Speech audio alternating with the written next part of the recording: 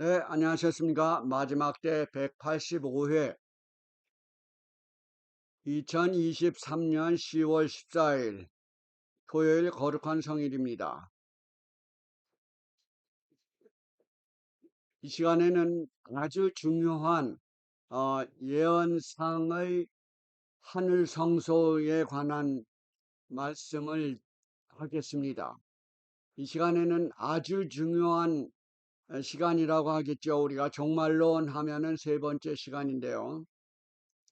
사실은 이 종말론 하면은 신학적으로 좀 많은 시간을 대학에서 공부하는데 시간을 요하지만은 제가 이 시간에는 우리 모든 평신도들이 알 수 있는 것으로 요약을 하려고 하기 때문에 좀 무리가 있는 시간인 것 같습니다. 그러나 아주 쉽게 에, 이해를 여러분들한테 해드리기를 노력하도록 하겠습니다. 사실 종말론 하면은 우리 개인적인 것으로 볼 때는 은혜의 시기를 중심으로 해서 그 시기가 끝나는 시간이 각자 틀릴 수가 있죠, 종말이. 그러나 이 세상의 많은 사람들은 지구의 종말론을 부르짖으면서 우리 전 세계에 위험을 가하고 또한 무섭게 또한 혼란 가운데 이끌어가는 그런 종말론 사상을 많이 얘기하고 있습니다. 저는 성서에 의해서 이 종말 사상을 말씀을 드리려고 합니다. 개인적인 은혜의 시기는 각자 틀리죠. 첫째는 한 세 가지 의미가 있는데, 첫째는 죽을 때, 우리가 임종할 때. 사실 어제까지 그 장례식을 제가 참석을 했었는데, 우리의 사랑하는 아주 제가 존경하는 한 목사님이 90 평생을 사시다가 또한 목회를 계속 하시다가 은퇴하시고, 계속 은퇴하셨음에도 불구하고 임종하실 때까지 그 말씀을 다른 사람에게 전하는 그런 생활을 사셨던 분이십니다. 우리 강대곤 목사님이시라고요. 혹시 아실 분이 계실지 모르겠지만은 사실은 우리 이런 장례식을 통해서 우리 인생의 새로운 면을 배웠습니다. 우리가 아무리 인간적으로 어떤 지위가 높고 낮고 간에 우리가 사람이 임종을 맞이하면은 정말 아무것도 아닌 것을 느끼게 됩니다. 그러나 살아있을 때 하나님께 충성하며 살아서 임종을 맞이하는 게 얼마나 행복한 일이고 영광스러운 일이 될지 모르겠습니다.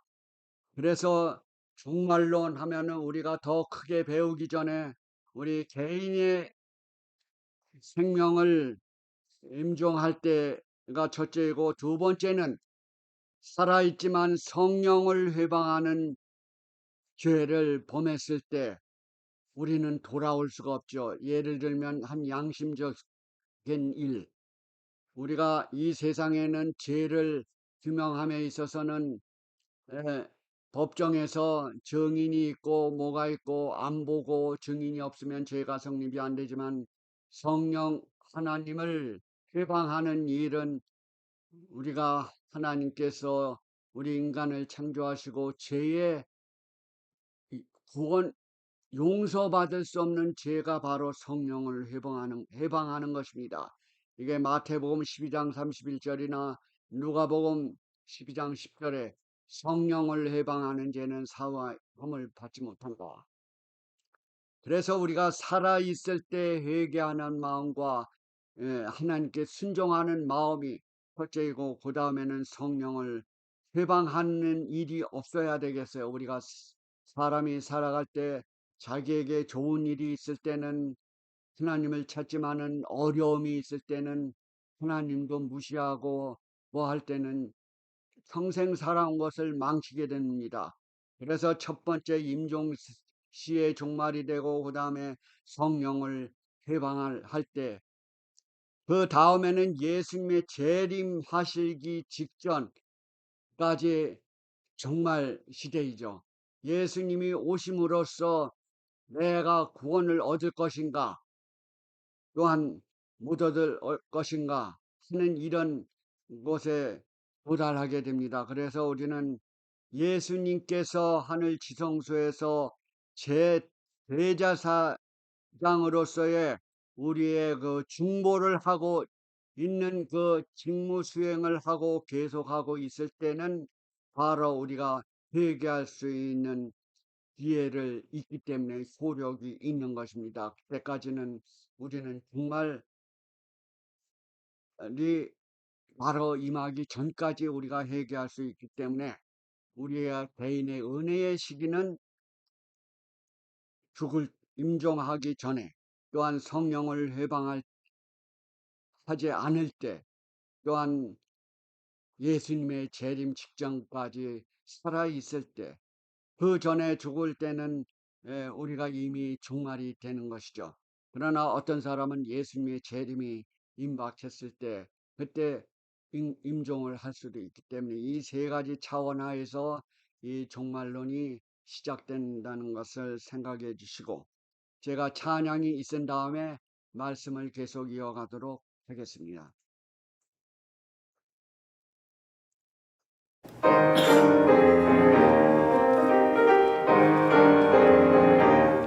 햇살을 넘어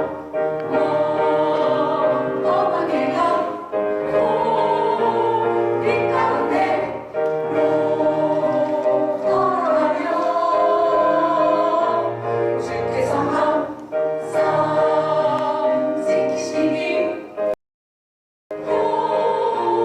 약속한 말씀 변치 않네. 하늘의 영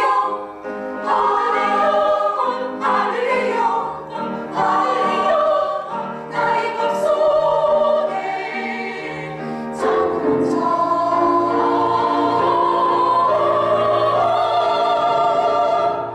할렐루야 늘 힘차게 불러 영원히 주를 찬양하리.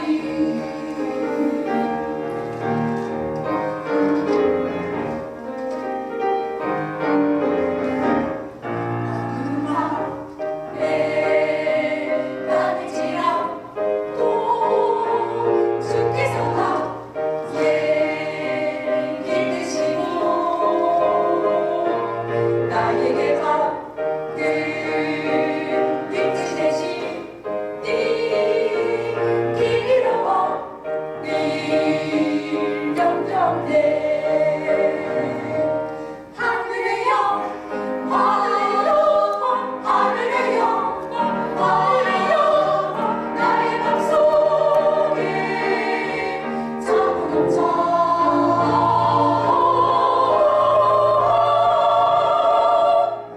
할렐루야 늘 힘차게 불러 영원히 주를 찬양하리. 하늘의 영 하늘의 영 나의 맘속에 잠은 자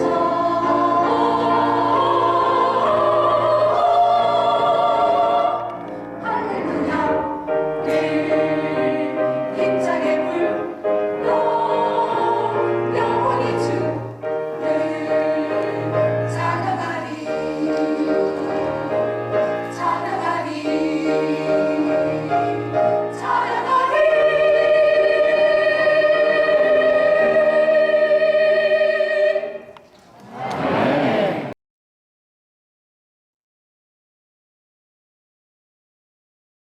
지금까지 하늘 성소에 대해서 우리가 표상과 원형의 관점 하에서 성소를 살펴보았습니다. 오늘은 제가 예언상에 나타난 그 하늘 성소에 대하여 말씀을 드리려고 합니다. 우선 그림을 여기에 나와 있으니까 대충 이걸 보시고 제가 순서 없이 여러분이 기억하기 좋게 그 위주로 반복되면서 말씀을 드리려고 합니다. 이거는 오늘 간단하게 말씀을 드리려고 하는 것은 2300주야에 있는 다니엘서 8장에 나오는 이 예언에 대한 말씀입니다. 이 예언의 하늘 성소에 관한 예언상의 하늘 성소를 말씀을 드리려고 합니다. 우리가 지상에서는 이스라엘 백성들이 가나안을 들어가서 또한 가나안에서 또한 출애굽을 하여서 가나안을 향하고 있었죠. 그래서 출애굽 시에는 그 성소의 일을 하지 못했죠.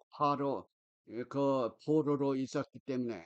그래서 그 애굽에서 탈출해서 이제 가나안으로 갈 때 이미 그 지상의 성소 출애굽 시대에 그 이스라엘 백성들이 지상에서 있었던 그 성소를 여러분들이 짐작을 하시면서 이 예언상에 나타난 이 성소가 어떻게 적용이 되나 하는 것은 매우 중요한 일이라고 생각이 됩니다. 2300주야의 시작이 주전 457년에 시작을 하여서 그 다음에 1844년이 2300주야 밤과 낮이 하루기 때문에 1년을 1년 하루를 1년으로 계산하라고 하는 에스겔 4장 6절과 민수기 14장 34절에 있는 말씀이 하나의 공식입니다. 이 일을 1년으로 계산을 하라. 그래서 2300년의 기간이 되는 것입니다. 우선 중요한 오늘 키포인트 그 성경 말씀을 먼저 8장부터 읽어가면서 말씀을 드리겠습니다. 8장 13절 2300주야 말씀이 나왔기 때문에요. 우선 이 말씀부터 드리고 그 다음에 가겠습니다. 13절에 보면은 성소와 백성이 내어준 바 되고 집밥일 일이 어느 때까지 이를꼬 하매 하나님의 백성과 성소들이 사실은 많은 핍박을 받았어요.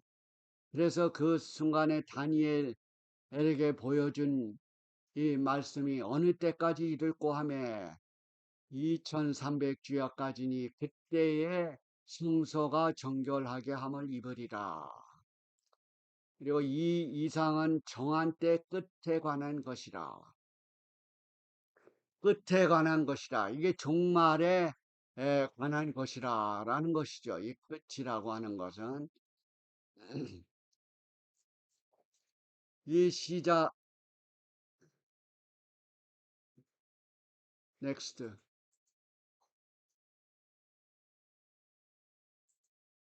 오늘의 성경절이 8장에 2300주야의 말씀이 나오고 그것을 해석하는 거에 있어서 성경 말씀이 자체가 해석이 잘 되어 있어요. 우리가 뭐 다른 것에 붙이지 않고 역사와 예언을 역사를 조명을 해서 이해할 때 이해가 하기 쉽습니다. 우리는 지나간 역사의 사실은 다니엘은 이것을 모르죠. 예언만 다니엘은 받았기 때문에. 그러나 우리는 다니엘서가 예언을 한 것을 보고 우리는 역사와 함께 이것을 이해하게 되기 때문에 더 확실하게 우리는 실감 있게 배울 수가 있고 느낄 수가 있고 앞으로 미래를 내다볼 수가 있는 것입니다. 2300주야의 시작은 제가 조금 위에 나오겠지만 오늘 키포인트를 먼저 말씀을 드리겠습니다. 71회로 2회가 아니고 가운데 회가 아니고 2회, 일주일이라는 2회입니다. 철자가 잘못 쓰여져 있어요. 72 이래가 가운데로 들어가는 거예요. 70주일. 70주일. 그러니까 일주일이 7일이기 때문에 7년을 계산을 해서 77이 49, 490년 기한을 먼저 정하고 이상과 예언이 응하며 바로 이 이상과 예언이 응하며 지극히 거룩한 자가 기름을 받으리라.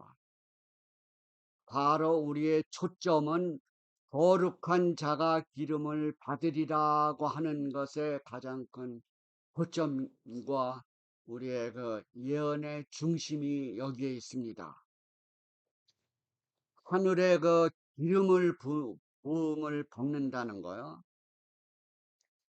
9장 24절은 바로 허물이 마치며 죄가 끝나며 죄악의 영속이 되며 영원한 의가 드러나며 이상과 예언이 응하며 지극히 거룩한 자가 기름을 받으리라. 바로 지극히 거룩한 자가 기름을 받는다는 것이요. 이게 히브리어는 호데시 호다심이라고 해서 지성소를 의미하고 있습니다. 지극히 거룩한 자. 사실 빨간불이 이 빨간 글자가 내어서 여러분이 중심되는 자가 되어야 할 텐데요. 빨간색이 안 칠해져 있지만은 오늘의 주제는 지극히 거룩한 자가 기름 부음을 받는다라는 것이 가장 큰 중요한 이치라고 하겠습니다. 이것을 보면은 거룩히 함을 받을 사람은 예수 그리스도를 얘기하고 있는 거죠. 그리고 지성소를 얘기하고 있습니다. 그래서 올바른 번역이라면은 지극히 지성소가 기름을 받으리라고 하는 것이 더욱더 정확한 번역이라고도 할 수가 있겠습니다. 이 다니엘 9장 그 70주의 예언은 바로 그 예수님께서 제사장 봉사의 시작을 가리켰습니다.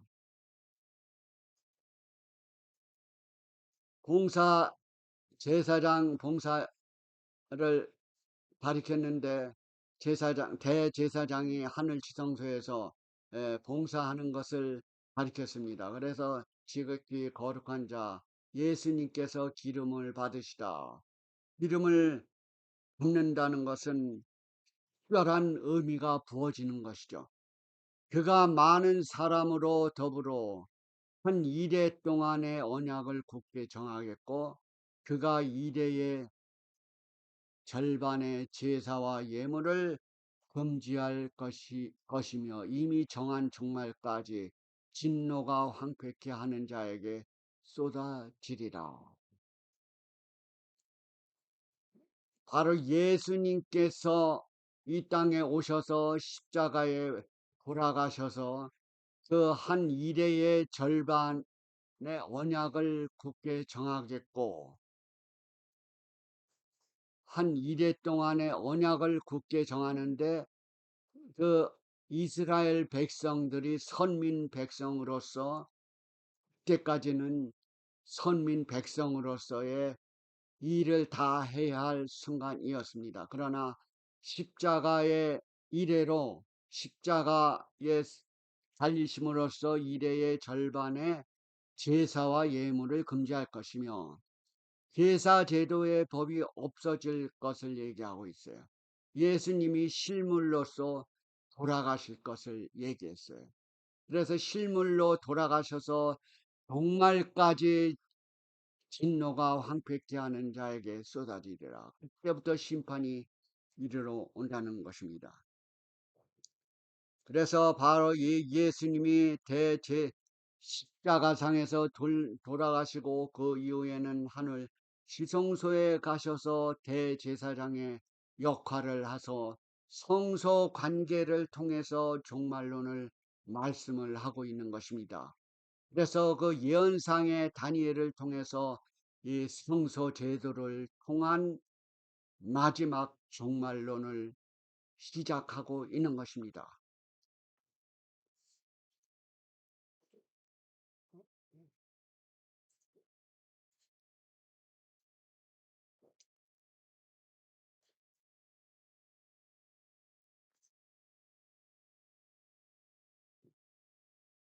그래서 오늘의 키포인트는 주로 이 문제를 가지고 말씀을 드리려고 합니다. 하늘의 성소가 정결함을 받아야 하는 그 순간이 하늘 성소가 정결함을 받으리라고 하는 것은 1844년 2300주야까지니 그때에 가서 하늘 성소가 정결함을 받겠다는 뜻이죠. 히브리 9장 23절에 보면은 하늘 성소의 정결은 어떻게 되는 것인가? 하늘에 있는 그것들은 이런 것들보다 더 좋은 제물로 할지니라. 우리 지상에서는 양과 염소, 짐승이었지만 하늘 성소에서 정결은 예수님의 보배로운 피로 대신하는 것입니다. 바로 신약 시대 이래로 회개한 자들의 고백한 죄는 믿음으로 그리스도 위에 놓여지게 됩니다. 그럼으로써 표상적인 지상 성소에서 표상적인 그 대속죄일 동안 지상 성소의 정결이 되어서 거기 축적된 죄를 제거하는 것처럼 하늘책에 있는 그 죄 기록은 회종적인 도말은 하늘 지성소에서 대제사장으로서 예수님께서 봉사하고 계시는 것을 의미하고 있습니다. 그래서 우리 지상 성소에서는 해마다 대제사장이 이스라엘 백성들과 많은 사람들이 회개하는 사람들의 죄를 용서하면서 그 심판을 기다려왔지만 지금은 예수님께서 하늘 지성소에서 단번에 들이신 바 되어서 그가 하늘 지성소 문을 나오실 때는 바로 이스라엘 백성 대제사장이 성소에서 나와서 회개 종말이 되는 것처럼 예수님께서 하늘 지성소에서 나오실 때는 바로 이 세상에 재림하시는 장면입니다. 하늘 성소의 정결에는 바로 조사하는 심판이 있죠. 가령 그 다니엘 8장 9절 10절에 보면은 조사하는 그 심판의 과정이 있는데 거기에는 하늘 왕자가 놓이고 또 책들이 펴져 있다고 했습니다. 8장 9절 10절에 보면은 조사 심판에 심판하는 과정들이 나와 있어요. 그래서 물론 우리는 거기에 소환하고 출두하지 않지만은 이 조사한다는 말은 우리가 불안하게 만들고 우리가 출두하는 게 아닙니다. 이미 죽어 있는 인종하신 아담 해와 이부터 이후로 많은 조상들이 돌아가셨고 했지만은 그 다음에 조사하는 과정이 지금 있다고도 할 수가 있겠습니다. 그리고 또 우리가 살아있는 사람들은 아직도 회개할 기회가 있으니까 이 조사 심판의 과정에 들어 있을 수 있겠죠. 그러나 이 조사하는 과정이 예수님께서 이 지상에 오시기 전까지는 끝나게 되겠습니다. 그래서 우리가 이 조사 심판이라고 하는 것은 우리가 두려움이 있는 게 아니고 우리가 살아있는 사람은 회개할 기회가 있는 것이죠. 그러나 우리가 죽는 순간에 우리 개인적인 종말은 이미 끝난 것입니다. 그리고 성령을 회방하는 그 죄를 계속 더 많은 사람은 은혜의 시기를 놓치게 되는 것이죠. 그래서 예수님이 재림하시기 전까지 우리가 회개하고 그에게 순종하는 생애를 산다면 우리는 영원히 살 수 있는, 소환되지 않고 감옥에 가지 않고 우리는 하늘로 재림의 광경을 맞이할 수가 있는 것입니다. 그래서 우리가 진정으로 살아있는 동안 진정으로 회개하고 믿음으로 그리스도의 속죄의 희생의 피를 우리가 구하고 주장하고 하는 사람, 모든 사람은 용서를 받을 수가 있다는 것입니다. 그래서 심판의 시기가 언제인가라고 하는 것은 큰 많은 사람들이 의아심을 갖고 기다리고 아직도 끝이 아니다라고 하고 또 언젠가 이루어질 것인데 미래의 것으로 간주하고 바로 그것은 우리의 신앙을 나태하게 만들고 흐리게 만드는 것입니다. 은혜의 시기, 심판의 시기가 언제 이르러 올까를 우리가 날짜를 정하고 한다면은 우리의 신앙은 거기에 제한된 신앙을 가질 수밖에 없는 것입니다. 그래서 1844년에 성소가 정결하게 됨을 받으리라고 하는 것은 많은 신학적으로 논란이 되어 왔습니다. 그래서 수많은 사람들이 그 날을 정함으로써 실망에 처한 경우도 많이 있습니다. 그래서 조금 후에 그것을 계속 말씀을 드리겠습니다. 예수님께서 십자가상에 돌아가심으로써 그리스도가 제사장의 봉사가 가리워졌죠. 그래서 언제 하늘 성소가 정결함을 받으리라고 했을 때 대답이 2300주야까지니 그때의 성소가 정결하여지리라고 한 것입니다. 그래서 2300주야의 끝 1844년 그전까지는 그리스도의 제사장 봉사가 가리워졌죠. 우리 AD 31년 예수님께서 십자가상에 돌아가셨지만은 이미 제사제도의 법은 폐지되었지만은 그 예수님의 봉사 기간은 가리워지고 어디에 계신지 활동하고 있는지 막연한 의문점에 있었던 것입니다. 그 다니엘서 8장의 일단 역사를 좀 보겠습니다. 그 전에 이루어진 과정은 사실 선악간의 과정은 아담 해와와 하늘에 있는 그 사단 루스벨과의부터 전쟁이 시작되었던 것이죠. 바로 이 사단은 이 사실은 뱀과 그 하와의 전쟁이 아니고 사실은 그 배후에 이 사단과 하나님과의 그 전쟁이라고도 볼 수가 있습니다. 쟁투라고 볼 수가 있습니다.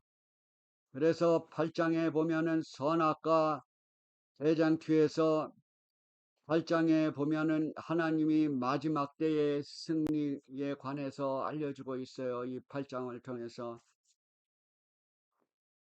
특별히 이 다니엘서 2장은 마지막 역사의 예언을 큰 우상으로 표시가 되었죠.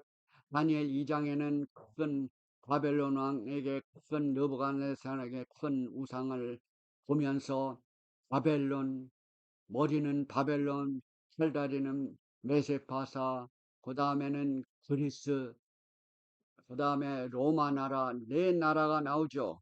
2장에는. 근데 7장에는 짐승으로서 세상 역사의 순서가 나옵니다. 바벨론, 메데파사, 벨라, 또한 로마, 그 다음에 열나라, 마지막 나라. 그런데 이 8장에 보면은 수양과 수염소로 나와요. 이 수양과 수염소로 역사를 말씀해 주시는 것은 참으로 마지막 종말의 의미를 더 이해하기 좋게 해줍니다. 왜냐하면 이스라엘 백성들이 수양과 수염소와 그 위에 많은 짐승으로서 그 마지막 대속죄를 맞이하는 순간이 이 짐승이었기 때문에 그 짐승으로서 마지막 종말을 얘기하고 있는 것입니다. 지금 그 8장 2절에 보면 수양이 나오는데 그 수양은 메대 파사 제국을 말하고 있습니다. 그 중에 메대 파사 중에 페르샤, 나중에 나온 그 페르샤가 더 강한 제국이 되었죠. 그 다음에 수양이 나오고 그 다니엘의 묘사 가운데 동방 왕국들을 서와 북으로 남으로 향하게 하여서 큰 확장을 하였습니다. 메대 파사가 그렇게 강하게 되었는데 그보다 또 강한 수염소가 8장 20절의 서편에서 오는 수염소는 바로 헬라를 표상하고 있고 그 수염소의 큰 뿔이 나오는데 첫째 알렉산더 대왕을 얘기하고 있습니다. 그 다음에 알렉산더 대왕은 31살에 그 자기의 마지막 생을 맞이하게 되었지만 그렇게 강한 그 큰 뿔이 로마 나라에 의해서 멸망을 하게 되죠. 분열 국가가 이루어지죠. 그래서 헬라가 파산도 리시쿠마스 셀크쿠스 셀큐쿠스 프톨레메 이 네 장군에 의해서 분열되죠. 헬라 그리스 나라가. 근데 그 중에 또 작은 뿔이라고 하는 헬라 나라에서 이렇게 파생된 것 같지만은 역사의 흐름을 얘기하고 있는 것입니다. 헬라 다음에 로마 나라에서도 또 작은 뿔이 나옵니다. 그래서 이 작은 뿔은 로마 나라에 있는 작은 뿔, 바로 이교 로마와 보방 로마를 가리키고 있어요. 이 역사의 흐름은 다니엘서 2장, 7장 계속 이어가는 것을 우리는 공부하고 연구를 할 때 그 맥락을 찾을 수가 있는 것입니다. 그래서 마치 여기에 나오는 그 작은 뿔을 헬라 왕국에서 나온 그 안티오쿠스와 에스파네스가 안티오쿠스를 얘기하고 작은 뿔로 생각을 하지만은 그런 오해를 하고 있는 많은 종교 지도자들이 있습니다. 그 작은 뿔은 안티오쿠스 4세를 얘기하는 걸로 하는 것을 잘못 오해를 하고 있어요. 안티오쿠스 4세는 짧은 기간에 망했습니다. 4년 만에 그가 통치를 로마 제국에 의해서 무릎을 꿇게 되었죠. 그래서 로마 나라에서 있는 작은 뿔을 가리키고 있는 것입니다. 그래서 그 로마 나라의 그 작은 뿔이 종말까지 이어질 것을 얘기하고 있어요. 정말 마지막 때까지 그 세력을 유지할 것을 성경은 말하고 있습니다. 그래서 우리의 종말론은 성경을 통해서 종말론을 바라볼 때 예언적인 역사적인 사실을 통해서 바라볼 때 확실한 근거를 갖고 말씀을 하고 있는 것입니다. 그러나 세상에 많은 사람들이 너도 나도 종말론을 얘기하고 있는데 지금 이스라엘이 다시 일어나서 지금 하마스 전쟁이 뭐니 이란 시리아와 전쟁에 이스라엘이 있지만은 그 이스라엘이 다시 회복하는 것을 얘기하고 있지 않습니다. 바로 이 종말론 세상은 로마 나라에 기하고 있어요. 계시록을 통해서 볼 때 연결이 됩니다. 그래서 여기에 로마 나라에서 이어질 이교 로마와 보방 로마를 둘을 합한 그 로마 제국을 얘기하고 있는 것이 이 마지막 그 예언의 역사인 것입니다. 다니엘 2장, 7장, 8장이 서로 일치하고 연결되어 있다는 것을 우리는 먼저 알아야 되겠습니다. 그래서 다니엘 2장에 보면은 금속, 7장은 내짐승, 8장에는 수양 염소, 참 8장의 수양과 염소 제사제도를 통해서 마지막 때를 알리는 의미심장한 일인 것 같습니다. 바로 성전 봉사를 통해서 올바로 이해해야 될 것을 말을 하고 있어요. 그래서 8장 9절에 보면은 남쪽은 애굽이고 동쪽은 마게도니아 또한 소아시아와 영화로운 땅으로 확장될 것을 얘기하고 있어요. 그래서 안티오쿠스 4세는 여기에 해당이 되지 않습니다. 바로 로마 나라는 그리스도 예수님이신 군대의 주제 만왕의 왕을 대적하는 일이 있었어요. 그래서 이 작은 뿔의 특징은 군대의 주제 바로 하나님과 만왕의 왕 그 예수님을 대적하는 일이 있었죠. 그렇기 때문에 로마 나라의 작은 뿔로 볼 수 있는 것입니다.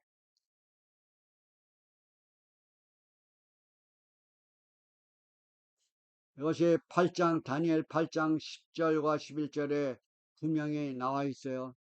그분의 백성들을 대항하여 로마의 세력은 가장 무서운 전쟁을 했지요.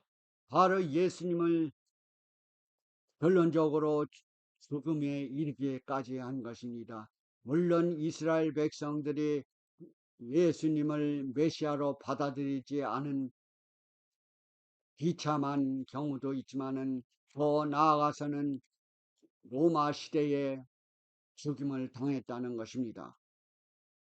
이 묘사는 이교 로마와 서방 로마를 다 같이 해당되고 있는 것입니다. 바로 인간들의 중보를 통하여 이 바로 이교 로마와 서방 로마는 인간들을 사제를 들이 말하자면은 그 인간들이 중보를 함으로써 고해성사를 함으로써 신보가 현재의 용어로 보면은 현재의 캐톨릭 조치 법왕 로마의 수장인 그들이 중보를 신부가 고해성사를 통하여 그 중보 인간들을 중보함으로써 용서를 제공하고 있지 않습니까? 인간의 죄를 용서해 줄 수 있는 사람은 오직 예수 그리스도 한 분이신 겁니다. 그래서 그 오늘날 예수님의 일을 대행하고 있는 것이 그 사제들의 행위인 것입니다.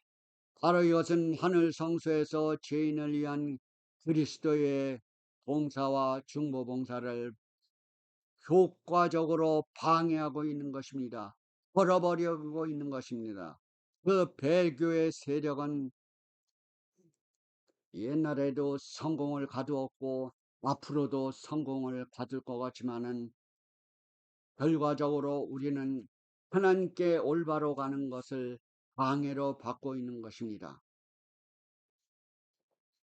그래서 우리는 이 성소 제도를 통해서 분명히 마지막 종말의 시기를 깨달아야 될 줄로 믿습니다. 그래서 회복과 정결과 심판의 시기, 이것은 최종적으로 우리 전 세계적으로 인류의 적으로 종말을 본다고 하면은 바로 예수님의 재림이 것입니다. 그 전에 예수님의 재림 전에 임종을 맞이할 분도 계시고 또한 예수님의 재림 때까지 살아있을 선한과 악한 사람이 있을 수가 있습니다. 그러나 그때 가서는 그 살아있는 사람들이 두 갈래인데, 하나는 양과 염소인 것처럼 하나는 하나님을 해방하는 무리도 거기에 섞여 있을 것이고, 참된 회개한 백성도 섞여 있을 것입니다. 우리가 회복하는 길은 히브리서 7장 25절에 이렇게 나와 있어요. 자기를 힘입어 하나님께 나아가는 자들은 온전히 구원하실 수 있으니, 이는 그가 항상 살아서 저희를 위하여 간구하심이라.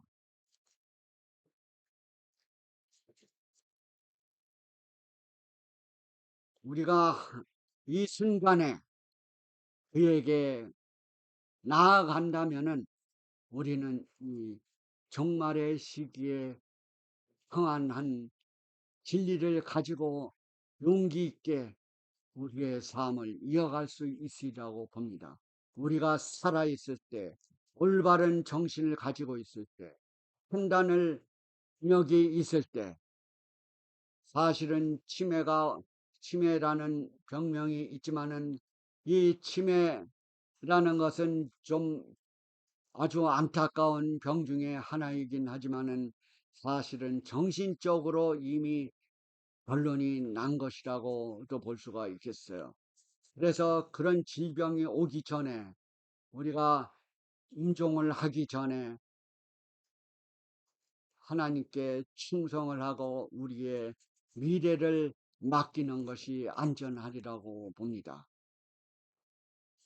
이제 성서의 정결, 역사적인 일을 다시 한번 말씀을 하겠습니다. 2300주야 그 그림을 한번 보여주시죠. 아까 맨 처음에 나왔던 거 색깔, 그 전에.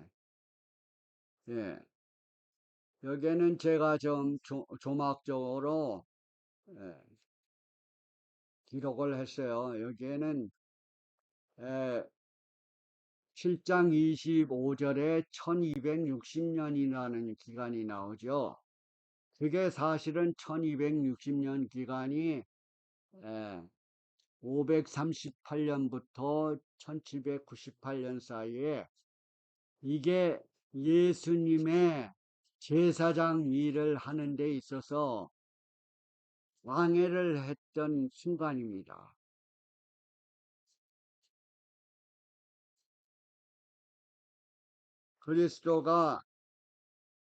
그리스도의 제사장 봉사가 가지어진 순간이에요. 그 다음에 2300주야 전체의 시작을 보면은 이 해석이 다니엘 9장에 있다고 그랬죠. 8장 14절에 있는 2300주야의 그 예언이, 조금 전에 처음에 시작할 때 제가 이 말씀을 읽었죠. 성서와 백성에게 내어준 바 되었다. 그리고 짓밟을 일이 어느 때까지 이를꼬 하매 2300주야까지니 그때의 성소가 정결하게 함을 입으리라. 이 단어를 가지고 종교개혁자들이나 이 마지막 19세기에 있었던 종교 대부흥, 재림의 운동이 바로 이 1840년경에 이미 있었죠. 그래서 이게 2300주야까지 그때 예수님이 오시는 걸로 착각을 했던 것입니다. 그래서 수많은 종교인들이 그때까지는 연합한 상태였죠. 종교개혁을 일으킨 역사 이후로 1800년경에 모든 종교가 종파 없이 초교파적으로 모임을 가졌던 것이 바로 재림운동의 시작인 것입니다. 그러나 그 1844년을 정말로 생각을 했던 것이죠. 그래서 이 457년부터 1844년까지의 예언 역사는 어느 종교 단체든지 똑같이 연구를 해서 이게 한 가지의 목소리를 냈던 역사적인 사건입니다. 제가 뭐 새로운 것을 제가 연구를 해서 이렇게 발표하는 것 같지만 이것은 온 종파가 똑같이 동감해 왔고 이것을 어그리했던 것입니다. 그러나 1844년 이후에 예수님이 안 오시기 때문에 많은 종파가 자기 갈 길로 간 거예요. 그래서 그것은 성서 봉사를 역사적인 예언 연구가 등한히 했기 때문에 그 종파가 갈라진 것입니다. 그러니까 이 예언적으로 예언을 해석할 때 역사주의적인 예언을 따라가는 것이 얼마나 중요한가를 우리는 알아야 되겠어요. 어떤 종교는 과거주의로 봅니다. 어떤 종교는 이거를 미래주의, 막연한 미래주의에 있을 것이다. 그래서 저는 이것을 역사적인 사건으로 보면서 이 예언적인 사건을 접해보고 있는 것입니다. 그래서 이 시작이 9장 24절에 71회로 기한을 정했다. 2300주야의 해석이 좀 나오죠. 사실 9장을 처음부터 잘 보시면은 이 8장 14절에 나온 해석을 정확히 이대로 우리가 역사와 함께 연결해 볼 때 확인될 수가 있는 것입니다. 9장 24절에 71회로 기한을 정하였나니 이 정했다라고 하는 것은 하다, 잘라냈다, 끊어냈다. 그래서 이 490년은 구분돼냈다. 바로 2300년 가운데 490년은 바로 잘라냈다. 이거는 이스라엘 백성들을 선민으로서 인정을 하는 것이죠.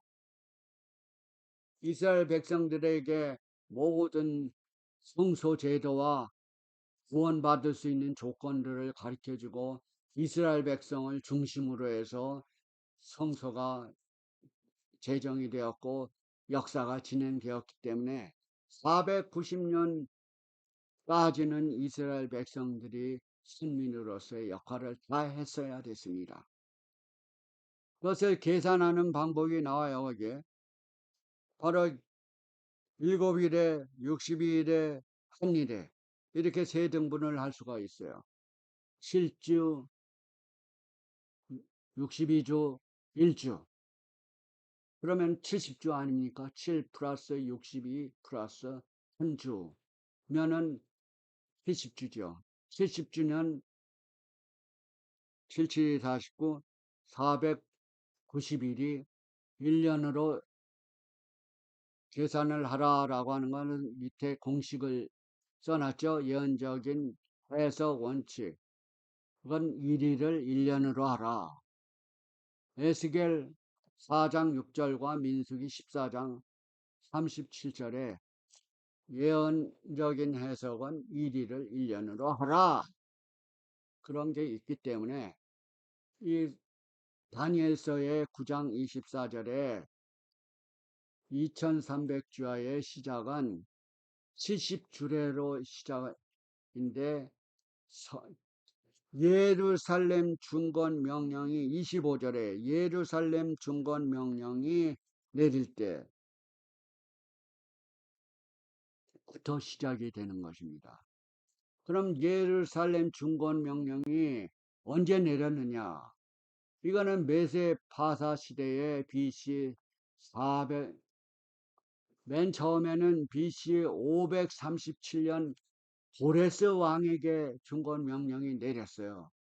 그 다음에 다리오 520년에 내렸어요. 이거는 좀 하다가 실행이 안 됐기 때문에 세 번째에 457년에 아닥사스다 왕 7년에 이때부터 실행이 되는 것입니다. 그래서 실행한 정확한 그 연대를 가 중건령이 내릴 때부터 2300주야다 했기 때문에 벌써 이거 하나만 갖고도 2300주야가 해석이 다 되는 거예요. 시작만 알았어도. 그다음에 시작이 알았으면 그 다음에 역사를 이 정해져 가지고 뭐 유고의 다니엘이 말한 거에 의해서 했기 때문에 이렇게 진행이 된 건 아닙니다. 이 성경에 하나님께서 예언적인 역사를 다니엘에게 꿈을 통해서 보여줬어요. 다니엘은 몰라요, 이 과정을. 사실은 자기가 우리가 역사를 지내왔기 때문에 우리는 이 상황을 알게 되는 것이죠. 여기에 역사를 통해서 맞춰지는 거 아닙니까? 그래서 처음 거를 확실히 몰랐어요. 어떻게 아느냐라고 모르고 지나갈 때는 그 다음에 예수님이 십자가에 돌아가신 거를 알면은 거기에 맞춰보면은 그 전후를 또 알 수 있죠. 예수님이 AD 31년에 돌아가셨지 않아요? 그러니까 7주 62주 이래의 절반 7장 27절에 한 이래 동안에 언약을 굳게 정하리라. 이래 절반의 제사와 예물을 험한다. 그 한 이래 1년 1주 그 7년인데 7년 반에 3년 반에 예수님이 공생애를 시작하시고 3년 반 공생애를 시작하시고 십자가에 돌아가신 게 AD 31년입니다. 바로 6월절이죠. 6월절에 예수님께서 돌아가셨습니다. 31년 1월 14일. 그리고 예수님이 십자가에 돌아가시고 나서 3년 반, 이 바로 스데반이 순교함으로써 사도행전 1장 8절에 보면은 예루살렘 유다와 예루살렘과 온 땅끝까지 이르러 내 증인이 되리라. 34년 후에는 복음이 온 세계에 전파되게 된 것입니다. 그때부터 수많은 사람들이 예수님의 제자들과 또한 성도들이 핍박을 당했죠. 예수님이 십자가상으로 돌아가신 다음에 이 유태인들 하나님의 백성들은 숨어서 하고 복음을 전하다가 많이 순교를 당해서 34년부터는 이 복음이 선민 유대인에게로부터 이네들이 예수님의 것을 그대로 이어받지 못하고 예수님을 예수님으로 받아들이지 않았기 때문에 예수님이 십자가상으로 돌아가시고 3년 반 이후에 스데반에 순교하는 기간이 34년이었는데 그때부터 복음이 온 세상에 전파하게 된 것입니다. 그러므로서 490년의 끝이 AD 34년에 끝나고 34년부터 이제 남은 기간이 1810년이죠. 그러니까 2300년 중에 490년이 임을 정했다라고 하는 것은 떼어나다, 발라내다, 꺼내버리다, 하다. 490년은 바로 마지막 이스라엘 역사가 끝나게 되는 것입니다. 사실은. 그래서 역사의 종말, 성서의 역사의 종말은 지금의 이스라엘의 회복이 하나님의 예언 가운데 포함되어 있는 게 아닙니다. 그래서 1844년을 우리가 이해를 해야 할 것은 완전히 이해를 해야 될 것은 이것은 역사를 통해서 알게 되죠. 그때는 조금 전에 말했던 것은 19세기 초에 온 그 당시에 있었던 종교 중에 심예교, 장로교, 감리교, 루터교, 성공회, 광독교회, 해중교회가 전부 한 마음으로 재림운동에 가담하여서 1844년 10월 22일이 예수님의 재림하는 날로 정하고 뭉쳤던 것입니다. 여러분들이 종교 역사를 분명히 올바로 아시면은 앞으로 미래의 것도 올바로 알 수 있는 것입니다. 제가 이 역사적인 일, 숫자적인 문제, 이 문제에 있어서는 여러분에게 분명하고 확고하게 저의 온 생명을 다해서 말씀을 드릴 수가 있는 것 중에 하나입니다.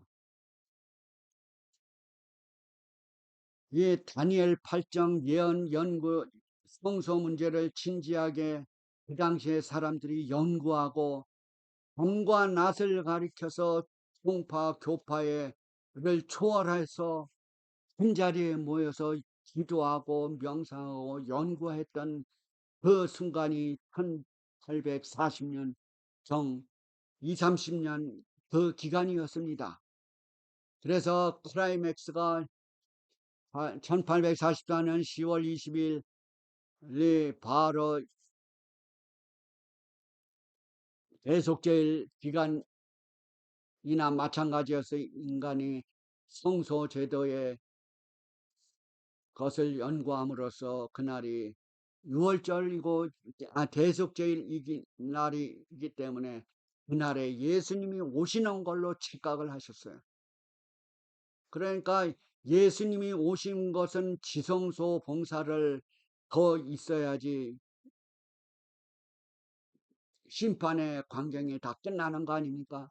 그래서 인간의 출애굽 당시에 하나님께서 직접 이스라엘 백성들에게 지도한 그 성전 봉사를, 성소 제도를 충분히 우리 여러분들이 이해할 때, 우리의 역사를 적용할 때 우리가 예수님의 계림이 아니었다는 것을 알 수가 있어요. 이 성소 봉사하면은 성소가 있고 지성소가 있습니다. 그래서 성소가 정결하게 된다는 의미는 그 다음에 지성소 봉사를 시작한다고 하는 의미가 되는 거 아닙니까? 성소 봉사는 제사장이 매일 들어가는 봉사였습니다. 지성소는 1년에 한 번씩 들어가는 봉사였습니다.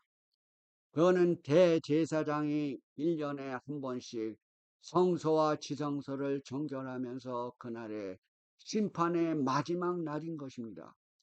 바로 지금 1844년에 예수님께서는 성소가 정결함을 입으리라. 성소가 정결하여지고 지성소의 봉사를 시작이 되었다는 것입니다. 그런데 이 많은 정파들은 그때에 지성소 봉사까지 다 끝나는 줄 알았어요. 그래서 이것을 분명히 여러분들이 이해하시게 되기를 바랍니다. 그래서 이 작은 뿔의 세력은 계속적으로 이 올바른 신앙을 가진 그 재림운동에 가담한 많은 사람들을 1844년 계속 그 이후로부터 지금까지 방해를 하고 있는 것입니다. 그게 바로 작은 뿔의 세력인 것이죠. 이 예언들은 많은 종교인들은 예언들의 이렇게 믿었어요. 이제 실망을 했으니까 10월 20일 1844년까지는 큰 믿음을 가지고 같이 연구하고 하던 사람이 조금씩 실망해서 갈라지게 되었는데 꼭 어떤 사건을 다시 회복할 것을 기대하고 있었던 하에 그렇게 하지 못했던 것입니다. 그래서 성서에 관한 그들의 이해에 따라서 어떤 그 교회의 정결을 하게 이 지상 교회가 정결하게 될 것을 바라고 어떤 데는 팔레스타인과 예루살렘이 또 해방이 될 것을 생각하고 또한 유대인들이 다시 복귀할 것을 또 생각하고 바로 그날이 재림의 날로도 생각을 하고 그날에 유대인들이 그 다시 복귀하는 걸로도 생각하고 또한 터키나 모슬렘 세력들이 또 몰락을 할 거 생각하고 법안권이 붕괴하고 참 예배의 계보가 어떻게 회복이 될지, 또한 복천년이 혹시 시작이 되는 날인가, 또한 심판의 날, 불로 말미암아 지상이 정결하는 날, 그래서 또 예수님이 재림하는 날, 이런 걸로 찾게 하고 기대했기 때문에 그들의 실망을 한 결과로 그렇게 많은 종파가 나오게 된 것입니다. 그래서 분명히 알아야 할 것은 그때 그 결과는 예수님이 하늘 성소에서 봉사하고 계심을 알아야 될 것입니다. 그 순간부터 지성소 봉사를 한다고 볼 수가 있어요. 역사주의적 예언 해석 방법이 얼마나 중요하다는 것을 우리는 깨닫게 되었던 것입니다. 바로 성서에 관한 가르침을 우리는 지금도 충분히 연구함으로써 1844년에 예수님께서 옛적도 항상 계신 그 앞에 나오사 하늘에서 그분의 대제사장 봉사의 마지막 부분을 시작하셨다는 사실이 밝혀주고 있다는 것을 우리는 알아야 되겠습니다. 그래서 우리는 다니엘서 7장과 8장 예언들을 통해서 하나님과 사단과의 대쟁투의 역사 속에서 광범위한 것을 여기에서 우리가 비춰주기 때문에 우리가 살아있는 사람은 이 역사적인 예언적인 관점을 보고 우리는 이 신학, 이 우리가 확실히 아는 것의 신앙을 쌓아야 올바른 성경을 이해할 수가 있게 되는 것입니다. 우리의 신앙을 아무것도 알지 못하고 있는 것을 믿습니다. 믿습니다. 무엇을 믿습니까? 바로 무엇을 믿어요? 우리가 예수님께서 하늘 지성소에서 우리의 죄를 대언하고 계시다는 것을 믿고 우리는 회개하는 마음으로 하는 그 신앙, 참 하늘의 그 거룩한 성일, 가장 우리 눈에 보이는 것이 무엇입니까? 우리가 눈에 보이지 않는 진리들이 너무 많이 있어요. 그러나 눈에 보이는 진리들도 우리는 알게 됩니다. 우리가 이해하지 못하는 진리도 많이 있을 수가 있어요. 그러나 우리가 눈에 보이고 내가 아는 지식, 내가 아는 그 신앙, 내 생각과 삶이 일치되는 그 신앙이야말로 올바른 신앙이죠. 그래서 눈에 보이는 하나님의 거룩한 그 계명, 심판의 기준이 되는 게 아닙니까? 물론 법이 우리를 구원해 주는 것은 아니지만은 우리의 얼굴에 티가 있고 우리의 얼굴에 무슨 잘못이 있을 때는 우리는 거울을 통해서 우리가 잘못된 길을 가고 있구나를 알 수가 있는 거 아닙니까? 어떤 사람은 그래요. 이 진리를 찾기 위해서는 어느 산을 올라가는 것과 같은데 일로 올라가든 일로 올라가든 동쪽이든 서쪽에서 올라가면 만나는 거 아니냐. 진리를 꼭 그런 식으로 생각을 해요. 예? 어느 길로 가도 만나는 게 아니냐. 그렇습니까? 어느 길로 가도 만나요.